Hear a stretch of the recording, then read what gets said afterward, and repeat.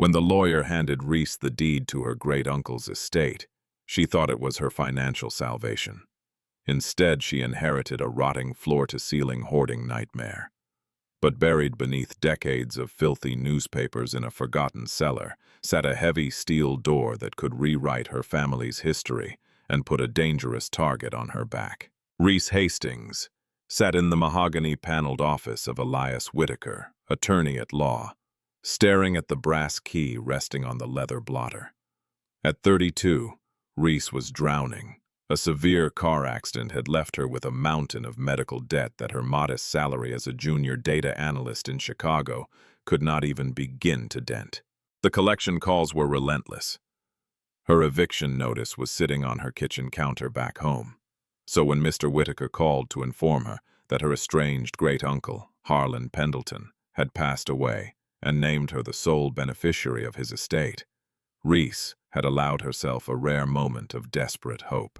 Harlan was a ghost in the family tree, a reclusive eccentric who had cut ties with the rest of the bloodline decades earlier. "The property is located in Ithaca, New York," Mr. Whitaker said, his voice surprisingly gentle, almost pitying. "It is a sprawling Victorian home on 3 acres of land. It is entirely paid off, however. Miss Hastings, I must warn you." He paused, adjusting his wire-rimmed glasses.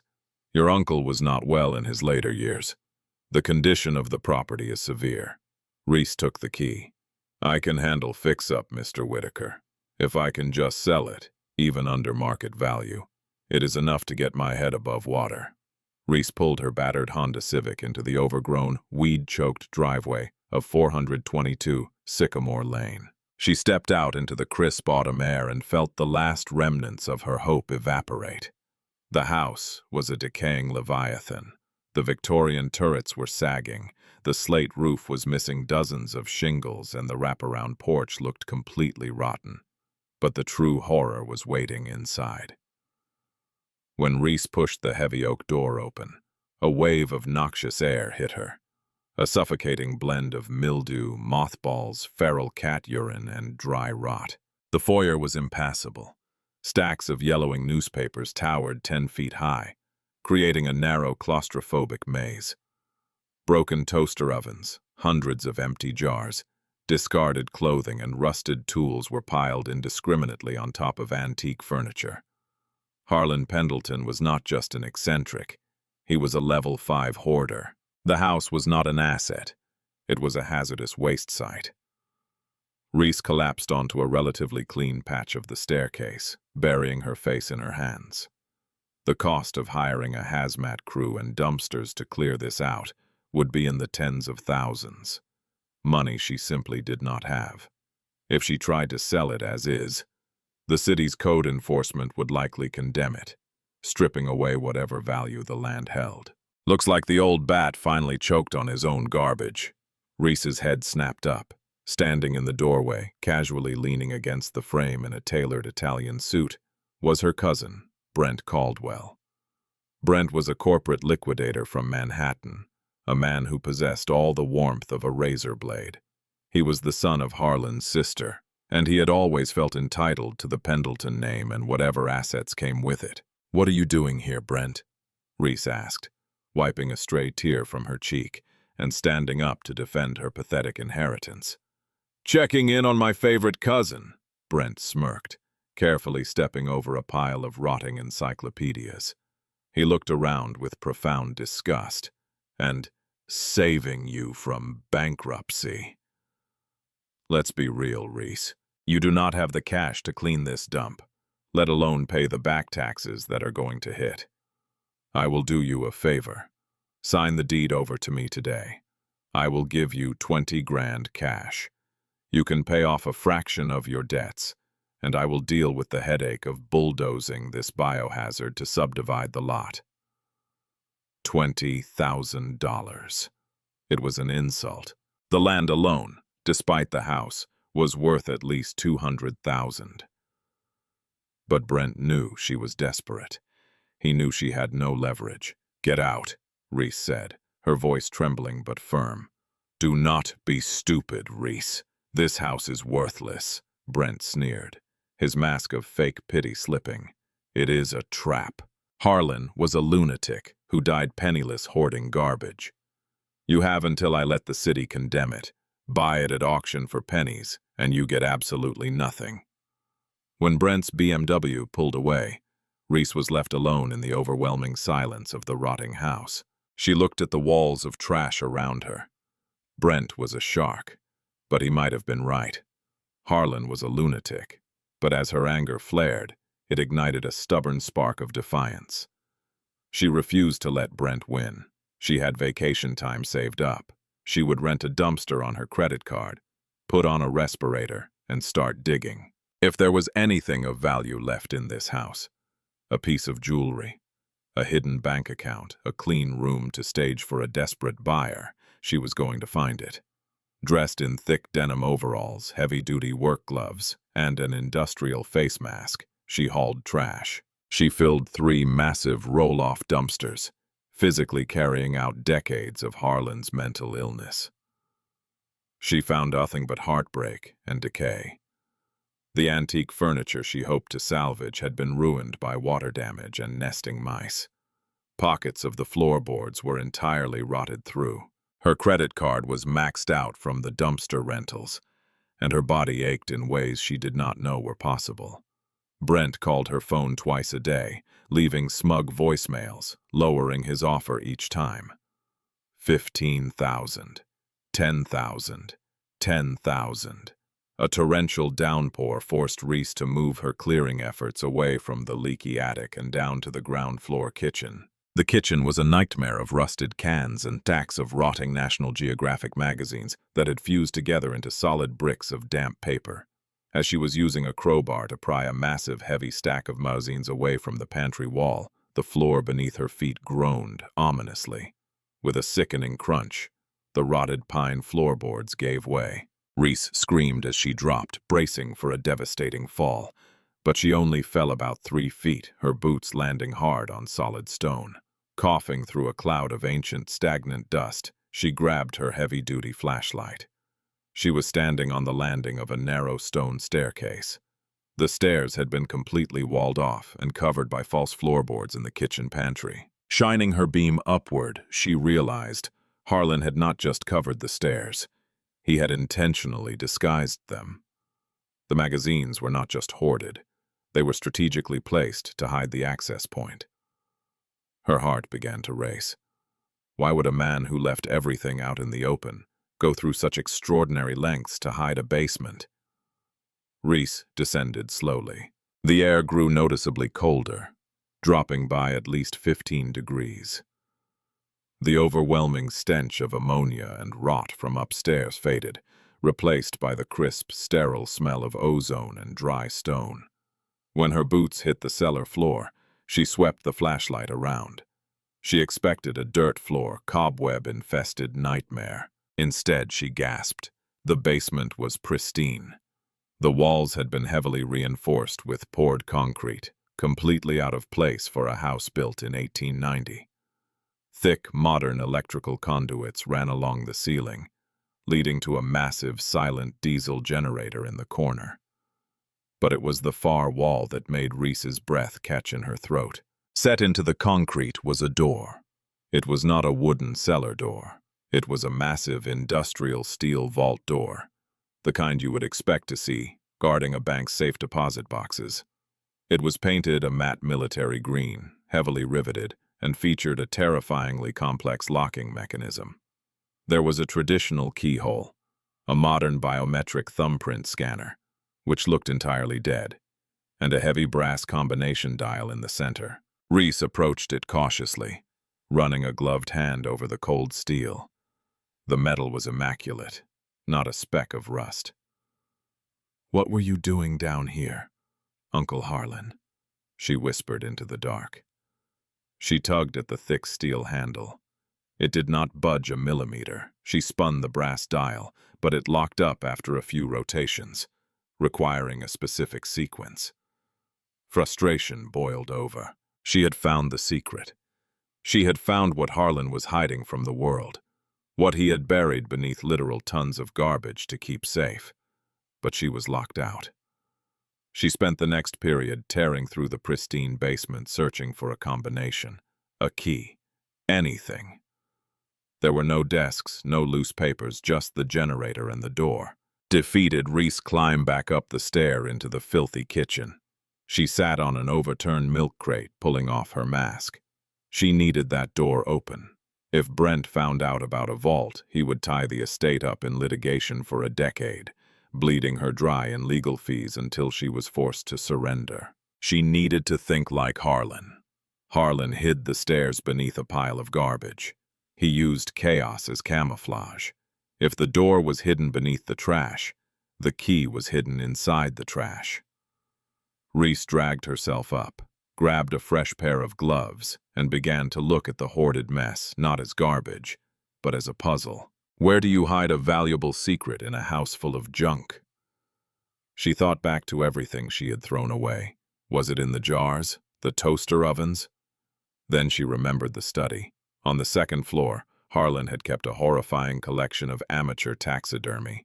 It was the one room Reese had barely touched, too repulsed by the glassy, dead eyes of stuffed raccoons, squirrels, and birds. She marched upstairs, kicking aside old clothes until she reached the study. The smell of formaldehyde was potent. She looked around at the dusty, poorly preserved animals. Her eyes landed on a large, imposing, great-horned owl, perched on a thick oak branch in the corner. Unlike the other mangy, decaying animals, the owl was remarkably well preserved, standing proud and vigilant. Reese stepped closer. She reached out and touched the owl's chest. The feathers were stiff, but beneath them the body felt unnaturally hard and hollow. She grabbed the bird by its base and twisted. With a soft click, the owl's chest plate popped open. It was a hollowed-out decoy. Inside the cavity rested a small leather-bound journal and a heavy, jagged iron key. Reese's hands shook as she pulled the journal out. The leather was worn smooth. She opened it. The pages were filled with Harlan's cramped, manic handwriting. It was not a diary. It was a ledger, page after page of dates, staggering sums of money and coordinates. And on the inside cover, written in thick black ink, was a sequence of numbers, 42, 1788, row 5, armed with the key and the combination. Reese ran back down the stairs, ignoring the burning in her lungs and the ache in her legs. She practically threw herself down the hidden stone steps into the basement. She stood before the steel door. She inserted the heavy iron key into the slot and turned it. It moved with a heavy, satisfying clack that echoed off the concrete walls. Next, she grasped the cold brass dial. 42 right, 17 left, 88 right, 5 left, row. She grabbed the steel handle, took a deep breath, and pulled. The hinges screamed in protest, a sound of metal grinding against metal that had not moved in years. The heavy door swung outward, a rush of stale, incredibly cold air washing over her face. Reese raised her flashlight and stepped into the vault. She did not find stacks of cash. She did not find gold bars or family heirlooms. She found a room bathed in the eerie blue light of a half-dozen computer server racks, still quietly humming, powered by a massive battery bank. In the center of the room sat a solid steel table. On the table lay 3 items: a loaded Glock 19 handgun, an immaculate leather-bound briefcase, and a fresh, unstamped envelope, with a single word written on the front in elegant script: Reese. Before she could process the shock of seeing her own name in a tomb that had been sealed long before her uncle's death, a sound upstairs made her blood run cold. Heavy footsteps, several pairs of boots crunching on the glass and debris in the kitchen right above her. Brent said she was staying here alone. A deep, gruff voice echoed down the hidden stairwell. Find her, and find the basement. Reese's heart hammered. Adrenaline and panic, cold and sharp, spiked through her veins. The voices from the hidden stairwell were getting closer. The heavy thud of work boots echoed against the stone walls. Check the walls, Vance, the gruff voice barked. Brent said the old man was paranoid. There has to be a safe down here somewhere. Reese's eyes darted around the server room. The steel vault door was wide open, exposing the glowing blue lights of the server racks to the dark basement. She had seconds before they rounded the landing and saw the open vault. Operating purely on adrenaline, Reese swept the Glock 19, the leather briefcase, and the envelope off the steel table. She lunged for the heavy vault door, grabbing the thick interior handle. She threw her entire body weight backward. The door glided shut with a heavy, pressurized whoosh. Just as the steel slab met the frame, she heard a man shout from the other side, "Hey! Over here!" Reese slammed the heavy iron locking bar down on the inside, spinning the interior combination dial to scramble the pins. A second later, a massive, deafening bang rattled the steel door. Someone had kicked it with everything he had. "Open the damn door, little girl." A voice, Vance, screamed, his voice muffled by inches of military-grade steel. "Brent wants what is his. You are trapped in a box." Reese backed away, her breath coming in short, ragged gasps. She clutched the gun to her chest, her hands slick with sweat. She was trapped in a subterranean vault with no cell service, and two men trying to break in. No, she thought, forcing herself to focus. Harlan would not build a panic room without a back door. She shoved the gun into the waistband of her denim overalls and tore open the envelope. The single sheet of heavy cardstock was covered in the same cramped, manic handwriting she had seen in the Owl's journal. "My dear Reese, if you are reading this, two things are true. I am dead and you passed the test. I knew Brent would try to take the property, and I knew he would never lower himself to get his hands dirty. But you, Reese, you have your mother's grit. I spent decades building an impenetrable fortress out of garbage because I knew the sight of it would repel the greedy and the arrogant. It took true desperation and true resilience to dig through my madness to find the truth. I was not always a crazy old man surrounded by trash. I was a forensic accountant for Sterling Cross Acquisitions, the very firm where our dear Brent is now a senior partner.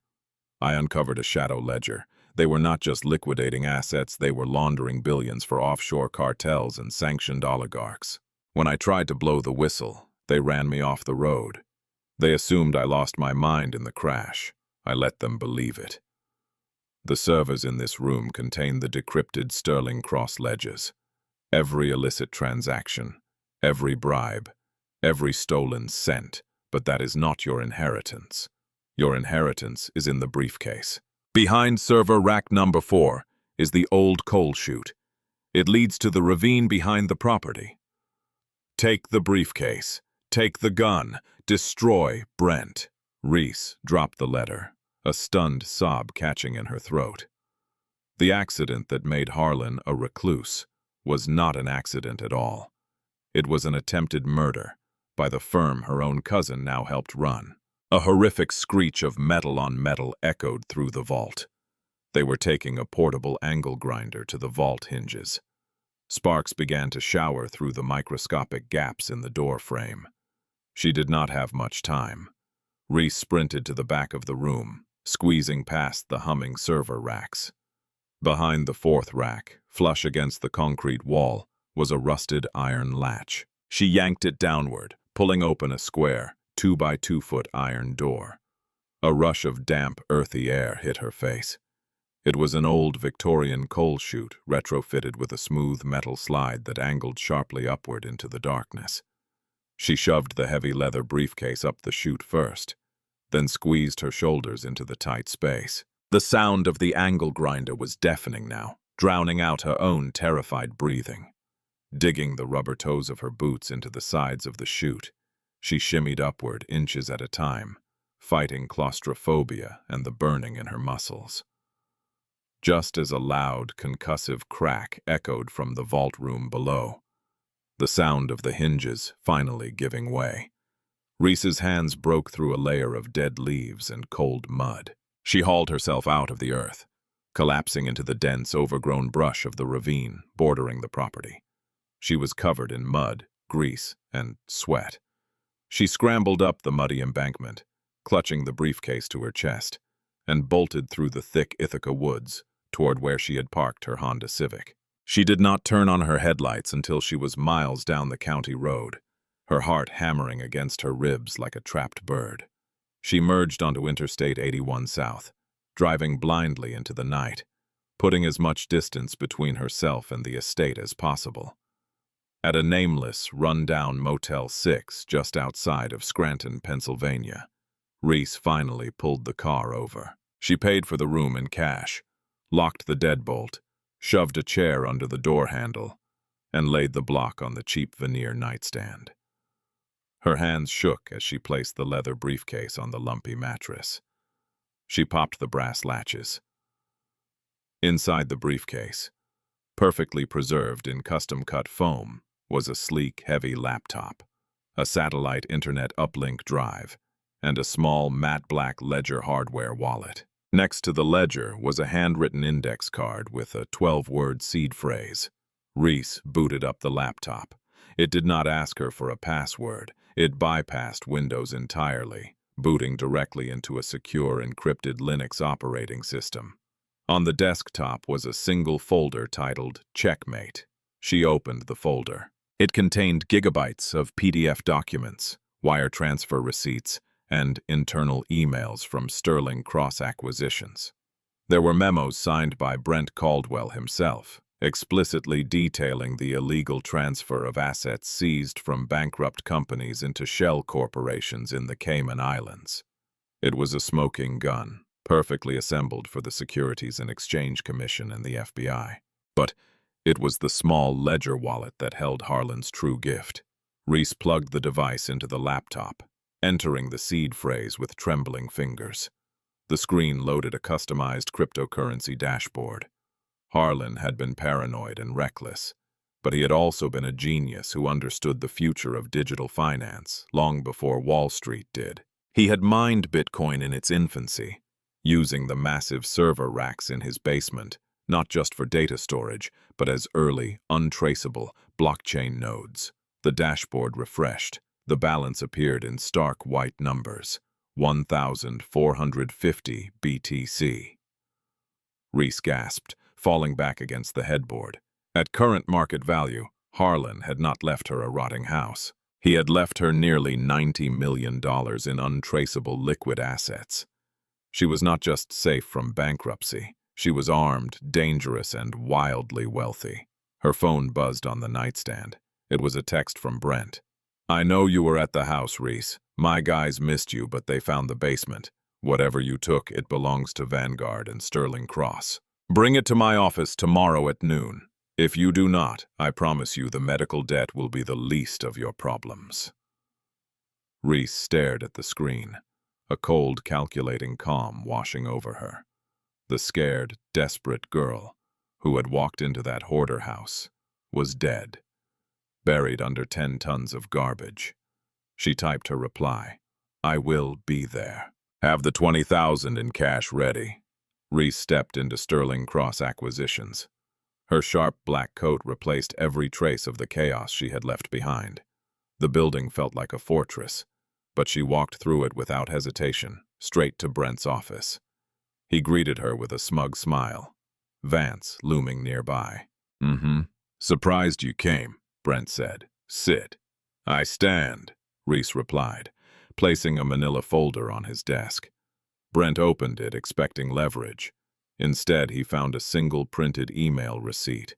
His expression froze. "Federal agencies?" he muttered, color draining.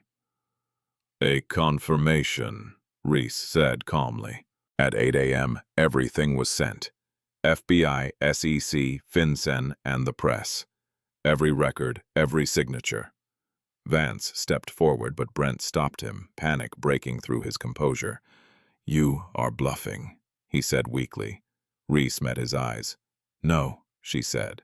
"Harlan was the smartest man in your entire bloodline, Brent," Reese countered, leaning over the desk, invading his space.